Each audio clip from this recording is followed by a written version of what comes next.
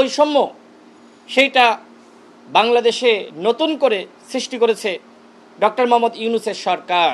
আপনারা গতকাল লক্ষ্য করে থাকবেন, অন্তর্বর্তীকালীন সরকারের মাননীয় প্রধান উপদেষ্টার ফেসবুক পেজ থেকে পোস্ট করা হয়েছে আগামী 5 আগস্ট জুলাই ঘোষণাপত্র জনসম্মুখে প্রকাশ করা হবে। সেখানে গণ অভ্যুত্থানের যারা অংশীজন তারাও উপস্থিত থাকবে। আমার প্রশ্ন হলো, এই গণ অভ্যুত্থানের অংশীজন কারা? শুধুই কি এই জাতীয় নাগরিক কমিটি বা এনসিপি? আমার প্রশ্ন, কারণ আমরা দেখেছি যে সরকার সর্বক্ষেত্রে একমাত্র এনসিপি এবং বৈষম্যবিরোধী ছাত্র আন্দোলনের নেতারা যারা রয়েছে তাদেরকেই এই জুলাইয়ের অংশীজন বা গণ অভ্যুত্থানের অংশীজন মনে করছে। এবং এর অনেকগুলো প্রমাণ আপনারা জানেন। যখন জাতীয় সংলাপ শুরু হলো তখন 4টি দলকে ডাকা হলো এবং ডাকার পরে উপদেষ্টাদের পক্ষ থেকে বলা হলো যে এই 4টি দল বাংলাদেশের সবথেকে বড় দল। এই কথা বলার কোনো প্রয়োজন ছিল? জাতীয় সংলাপ আহ্বান করার জন্য আমাদের দল গণ অধিকার পরিষদের পক্ষ থেকে আমরা সবসময় বলেছি, কিন্তু 4টি দলকে ডেকে আপনি বলবেন যে এই দলগুলো এ ক্যাটাগরির, আর পরে যেগুলোকে ডাকবেন বলবেন যে বি ক্যাটাগরির। অর্থাৎ এই যে বৈষম্য সেইটা বাংলাদেশে নতুন করে সৃষ্টি করেছে ডক্টর মোহাম্মদ ইউনূসের সরকার, যেখানে বৈষম্যের বিরুদ্ধে লড়াই করতে গিয়ে প্রায় 2000 মানুষ শহীদ হয়েছে, 30,000 আহত যোদ্ধা, যাদের অনেকে হাসপাতালের বিছানায় এখনো পর্যন্ত কাতরাচ্ছে। অথচ এই সরকার 1 বছরে বৈষম্য কমানো দূরে থাক, বরং রাজনৈতিক দলগুলোর মধ্যে ফ্যাসিবাদ বিরোধী ঐক্যের মধ্যে বিভক্তি এবং বিভাজন সৃষ্টি করেছে এই ধরনের দৃশ্যমান বিভিন্ন বৈষম্যের মাধ্যমে। গণ অভ্যুত্থানের অন্যতম স্টেক হোল্ডার গণ অধিকার পরিষদ, সেই গণ অধিকার পরিষদের ইতিহাসকে মাইনাস করার জন্য, সেই ইতিহাসকে মলিন করার জন্য অন্তর্বর্তীকালীন সরকারের কতিপয় উপদেষ্টা দায়িত্ব নিয়েছে, যারা মনে করছে 2টা তরুণদের দল একসাথে বড় হতে পারে না, সুতরাং একটাকে সাইজ করে দাও। এই উপদেষ্টারা গণ অধিকার পরিষদকে সাইজ করার দায়িত্ব নিয়েছে, যার ফলাফল আপনারা দেখতে পাচ্ছেন। অনেক সাংবাদিকরা আমাকে প্রশ্ন করে যে ভাই, আমরা দেখেছি, আমরা তো আন্দোলনে ছিলাম আপনাদের সাথে, আপনারা 18 সালের কোটা সংস্কার আন্দোলনে নেতৃত্ব দিয়েছেন, জেল খেটেছেন, যদি ওই সময় আপনারা হাসিনার কাছে মাথা নত করতেন তাহলে কোনোভাবেই 24-এর গণ অভ্যুত্থান হয় না। 18 সাল থেকে 24 সাল পর্যন্ত আমরা লাগাতার লড়াই করেছি, এদেশের মুক্তিকামী জনতার সাথে নিয়ে আমরা গণতান্ত্রিক আন্দোলন করেছি। এই 24-এর নির্বাচনে আপনারা সাংবাদিক ভাইয়েরা এখানে যারা আছেন সবাই তো পরিচিত, আপনারা দেখেছেন আমরা আমাদের দল গণ অধিকার পরিষদের পক্ষ থেকে লাগাতার আমরা কিন্তু পল্টনে মিছিল করেছি, আমরা স্লোগান ধরেছি, হাসিনা মোদির নির্বাচন বর্জন করো জনগণ।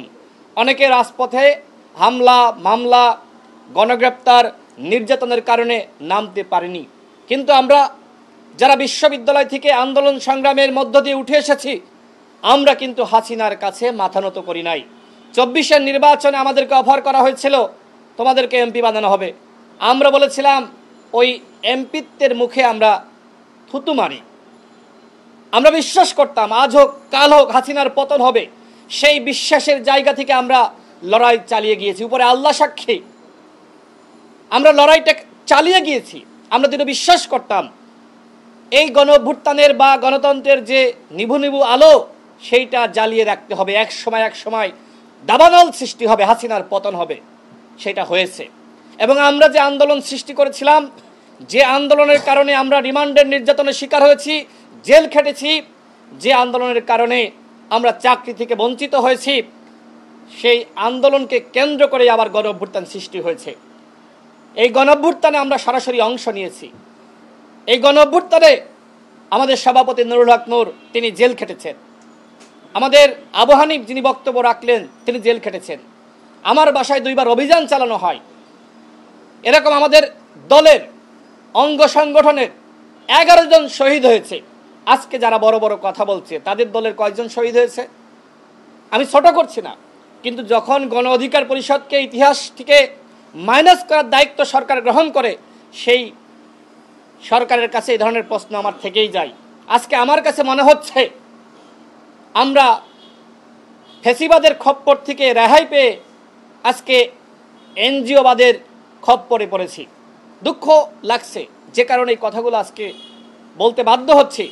আজকে এই বৃদ্ধ আমলারা, এনজিও ব্যক্তিত্বরা, মানবাধিকার কর্মীরা, তারা আজকে এই সরকারের উপদেষ্টা হয়েছে, যাদের অনেকে গণ অভ্যুত্থানে অংশ নেয়নি, মাঠে নামেনি, এমনকি এই 14-15 বছরের লড়াইয়ে রাজপথে নেমে কখনোই বলে নাই যে হাসিনা তুই স্বৈরাচার, এই মুহূর্তে গদি ছাড়।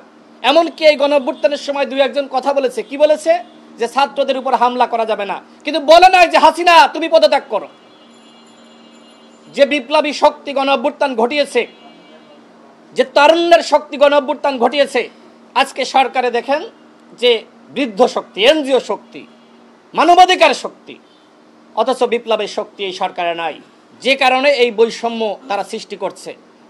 তাদের যারা নিয়োগকর্তা, ওই বৈষম্য বিরোধী ছাত্র আন্দোলনের নেতারা যারা পরবর্তীতে এনসিপি গঠন করেছে, ওই নিয়োগকর্তাদের কথার বাইরে এই অনুগত এই উপদেষ্টারা কিচ্ছু করতে পারছে না। এই যে নির্বাচনের তারিখ নিয়ে ধোঁয়াশা, বলা হলো যে 4-5 দিনের মধ্যে নির্বাচনের তারিখ ঘোষণা করা হবে, করা হয়েছে। আমি চ্যালেঞ্জ করে বলছি, এনসিপি নির্বাচনের তারিখ চাইনি, এই জন্যই ডক্টর মোহাম্মদ ইউনূস এখনো পর্যন্ত নির্বাচনের তারিখ ঘোষণা করে নাই। যেদিন এনসিপি চাইবে সেদিন নির্বাচনের তারিখ ঘোষণা করবে এই মেরুদণ্ডহীন উপদেষ্টা পরিষদ। আমি এই মুহূর্তে আমাদের দলের লিখিত বক্তব্য আপনাদের সামনে পাঠ করছি। প্রিয় সাংবাদিক ভাইরা, অংশীজনদের সাথে আলোচনা ও তাদের স্বীকৃতি ছাড়া ঘোষণাপত্রকে প্রত্যাখ্যান করবে গণ অধিকার পরিষদ। 2018 সালের কোটা সংস্কার আন্দোলনের মধ্য দিয়ে সরকারি চাকরির প্রথম ও দ্বিতীয় শ্রেণীতে কোটা প্রথা বিলুপ্ত হয়, কিন্তু 2024 সালের 5 জুন হাইকোর্টের রায়ের মাধ্যমে আবারও 30% কোটা ফিরিয়ে আনার পটভূমিকায় 2018 সালের পরিপত্র পুনর্বহালের দাবিতে শিক্ষার্থীদের বৈষম্য বিরোধী ছাত্র আন্দোলন শুরু হয়। আন্দোলনের একটা পর্যায়ে শাসক গোষ্ঠী গুলি করে মানুষ হত্যা শুরু করলে কোটা সংস্কার আন্দোলন রাষ্ট্র সংস্কার আন্দোলনে রূপ লাভ করে। এই আন্দোলনে বিপুল ছাত্র শ্রমিক জনতার অংশগ্রহণের ফলে এক অভূতপূর্ব সফল গণ অভ্যুত্থান সংগঠিত হয়।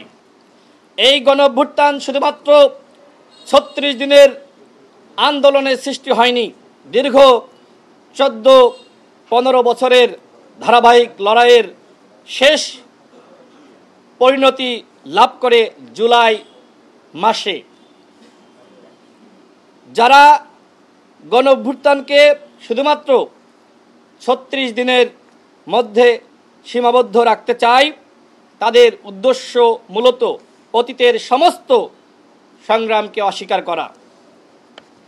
বিশেষ করে 2013 সালের শাপলা চত্বরে গণহত্যা এই দেশের আলেম সমাজ ও মাদ্রাসার শিক্ষার্থীদের আওয়ামী ফ্যাসিবাদের বিরুদ্ধে লড়াইয়ে জাগ্রত করে তোলে।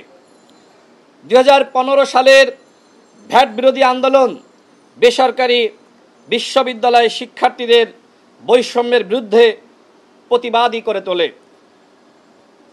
2018 সালের কোটা সংস্কার আন্দোলন ও নিরাপদ সড়ক আন্দোলন শিক্ষার্থীদের আপসীন এই নবজাগরণের ফলে হাসিনার মসনদে আঘাত সৃষ্টি করে। হাসিনা শিক্ষার্থীদের দাবির মুখে 2018 সালের 11 এপ্রিল জাতীয় সংসদে দাঁড়িয়ে ঘোষণা দিতে বাধ্য হয় আর কোনো কোটায় থাকবে না। তখন এই দেশের মানুষের মধ্যে সাহসের বীজ বপন হয় যে হাসিনার মাথা নত করা যায়। কোটা সংস্কার আন্দোলন থেকে সাহস পায় স্কুল কলেজের কমলমতি শিক্ষার্থীরা 2018 সালের 29 জুলাই রাজধানীর বিমানবন্দর সড়কে দ্রুতগতির 2 বাসের সংঘর্ষে রমিজউদ্দিন ক্যান্টনমেন্ট কলেজের 2 শিক্ষার্থী রাজীব ও দিয়া নিহত হওয়ার প্রেক্ষিতে সারা দেশে অগ্নি স্প্লুঙ্গের মতো নিরাপদ সড়কের দাবিতে আন্দোলন ছড়িয়ে পড়ে। 2019 সালের ডাকসু নির্বাচনে কারচুপি ঢাকা বিশ্ববিদ্যালয়ের শিক্ষার্থীদের ভোটাধিকারের বিষয়ে সচেতন করে তোলে। সারা দেশে আই হেট পলিটিক্স বলা তরুণদের মাঝে ধীরে ধীরে রাজনীতি সচেতনতা বাড়তে থাকে। ভারতীয় আধিপত্যবাদ ও আগ্রাসনের বিরুদ্ধে ফেসবুকে পোস্ট করার প্রেক্ষিতে 2019 সালের 7 অক্টোবর বুয়েটে ছাত্রলীগ কর্তৃক আবরার ফাহাদ হত্যাকাণ্ড এই দেশের শিক্ষার্থীদের ছাত্রলীগের বিরুদ্ধে লড়াইয়ের জন্য প্রস্তুত করে তোলে।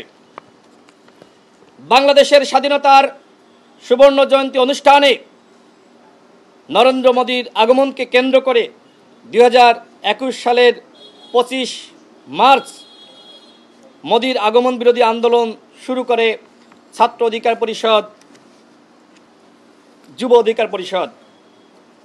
সেদিন পুলিশ হামলা করে এবং 63 জন নেতাকর্মীকে গ্রেপ্তার করে। পরের দিন হেফাজতে ইসলামের নেতৃত্বে নরেন্দ্র মোদীর আগমন বিরোধী আন্দোলন শুরু হয়।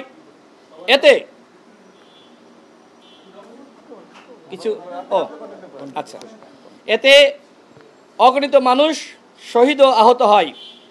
এই আন্দোলন ভারতীয় আধিপত্যবাদের বিরুদ্ধে জনগণের ক্ষোভকে বেগবান করে তোলে। 2014 সালের একতরফা নির্বাচন, 18 সালের নিশিরাতের নির্বাচন, 24 সালের ডামি নির্বাচন এই দেশের গণতন্ত্রকামী মানুষের মধ্যে ভোটের অধিকার হরণের তীব্র ক্ষোভের বাসা বাঁধে।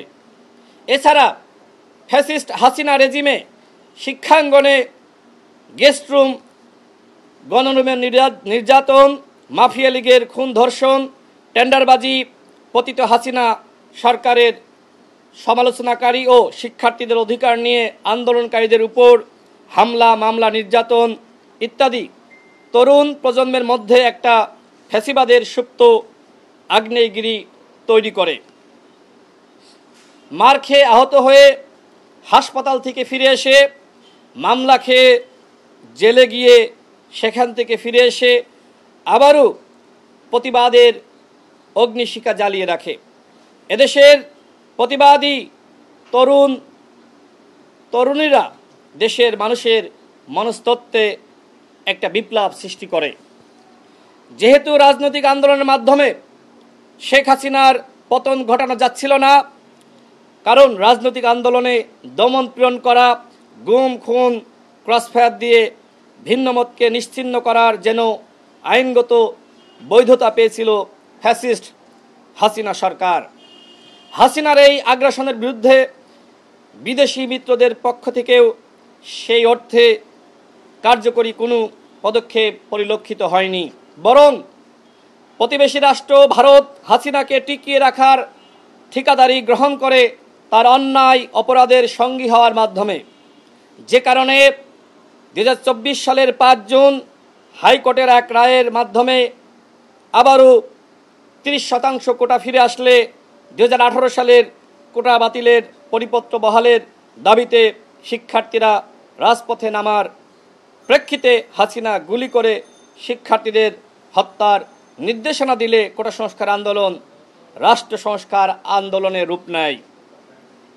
অগণিত জীবন ও অঙ্গহানির দ্বারা গণঅভ্যুত্থানের মাধ্যমে ফ্যাসিস্ট হাসিনাকে বিদায় করে এদেশের মুক্তিকামী জনতা।